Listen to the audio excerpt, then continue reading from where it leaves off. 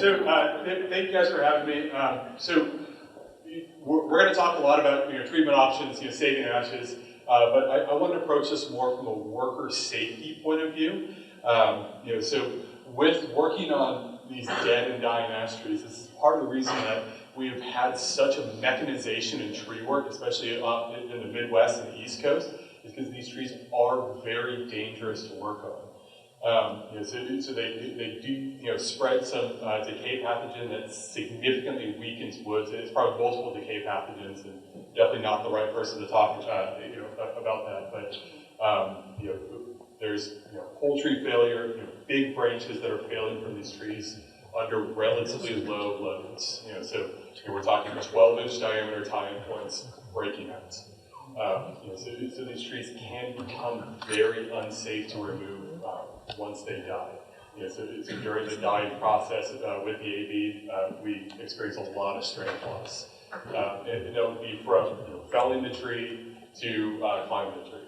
So if you have the ability to, best practice is to not climb the tree at all once it's dead, and get some form of lift, a crane, what have you.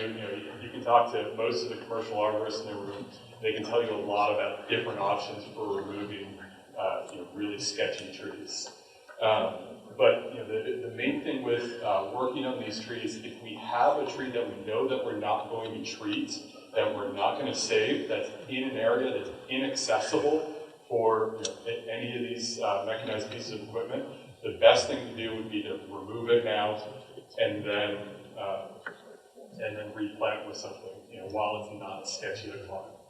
With the detection of EAB, it's really tough to find those little D-shaped exit holes. So you're going to notice general decline in the canopy, and then followed by whole branch and stem death.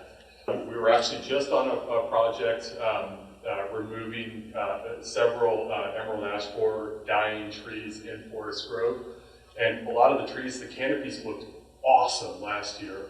And then this year, as they're leafing out, there was probably, maybe 50% defoliation. These insects are flying around like they're everywhere.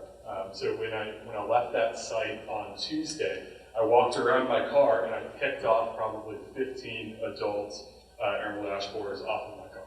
So these are going to be spreading. We are going to be seeing them in our various places of work, probably quicker than we'd like. So that's all that I've got. So thank you guys.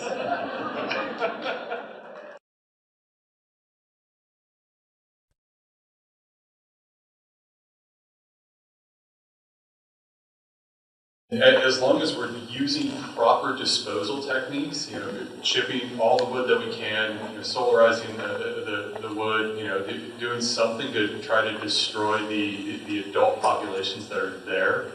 I'm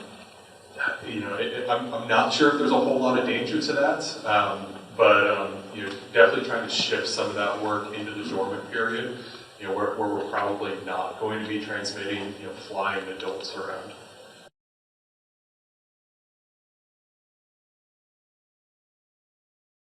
Dead ash, they get pretty sketchy pretty quick. And the thing with waterways and creekways is it's not the structure of the wood that we need there. We need the shade to not heat our waterways up. So that's kind of the biggest thing with the loss of our ashes. It's not really the home for critters. It's shading everything. In my experience in the Midwest, it really depended on the pressure of the pest. So in areas of high pressure, like Logan is indicating here on a Forest Grove, really within the course of a season, you can see a pretty big progression. In areas where you're kind of on the periphery, it may take a year or a couple of years to go from sort of like decent canopy to 20-30% dieback. So it can take a couple of years, but really it just depends. You've all seen that picture of the exponential death curve, I'm sure, hopefully. That's really the biggest indicator of how fast they'll go. Operationally speaking, for you, any of the actual production arborists out there, or anybody who's gonna have crews doing removals, do an inspection pretty close to when you're going to have to be performing the work, and make sure that you alert your whether landowner, homeowner, whoever, that your price could go from being a nice, easy flopper to like, we need to have a crane and do all this stuff pretty quickly.